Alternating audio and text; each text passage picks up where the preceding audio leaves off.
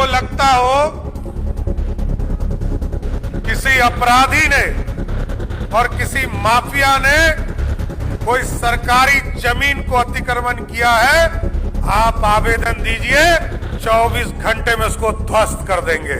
अगले 5 वर्षों में बिहार की ऐसी स्थिति बनाना है कि बिहार का कोई बच्चा रोजगार करने के लिए बिहार के बाहर नहीं जाए, इसी बिहार में उसको नौकरी देने का काम करें। और ये इलाका नक्सल इलाका माना जाता था और आदरणीय गृह मंत्री जी ने कहा है, आदरणीय प्रधानमंत्री जी ने कहा है 31 मार्च 2026 तक नक्सल मुक्त बनाना है। तो 5-6 लोग बचे हैं, अगले 3 महीने में उन तमाम नक्सली को या तो जेल के अंदर पहुंचा दूंगा और नहीं तो पिंड का स्थान तय है, वहां भी पहुंचाने का काम किया जाए। महाबोधि मेडिकल कॉलेज की स्थापना के लिए राजेश जी, रूबी जी और ज्ञानेश्वर जी और उनके पूरे परिवार को पूरी तरह बधाई देता हूं। आजकल मैं थोड़ा सफाई अभियान भी चला रहा हूं, सफाई चल रहा है ना,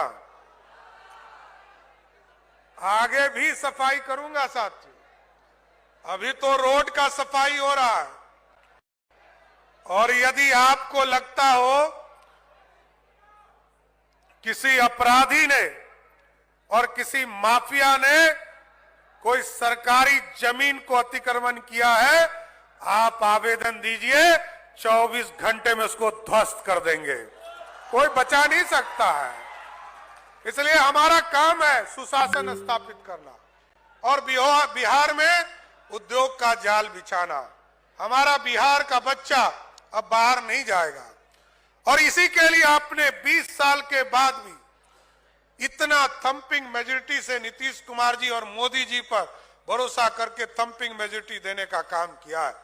हम आपको स्वस्थ करते हैं, अगले 5 वर्षों में बिहार की ऐसी स्थिति बनाना है कि बिहार का कोई बच्चा रोजगार करने के लिए बिहार के बाहर नहीं जाए, इसी बिहार में उसको नौकरी देने का काम करें। और आजकल मैंने हमारी बहनों की सुरक्षा के लिए विशेष चिंता किया है, चाहे वो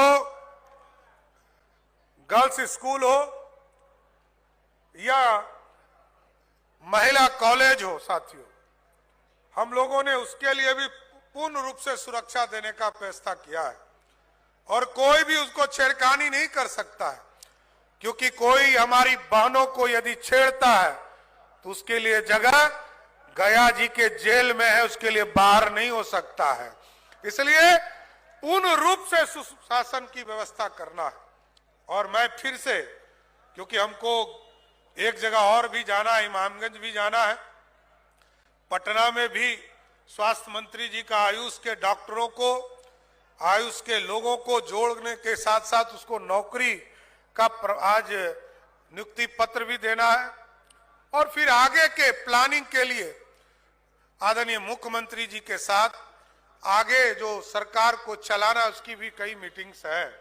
लेकिन मैं फिर से महाबोधि मेडिकल कॉलेज और हॉस्पिटल बनाने के लिए राजेश जी और उनके पूरे परिवार को बधाई देता हूं और आश्वस्त करता हूं कि अब अपराधी किसी भी कीमत पर आपको तंग नहीं करेगा।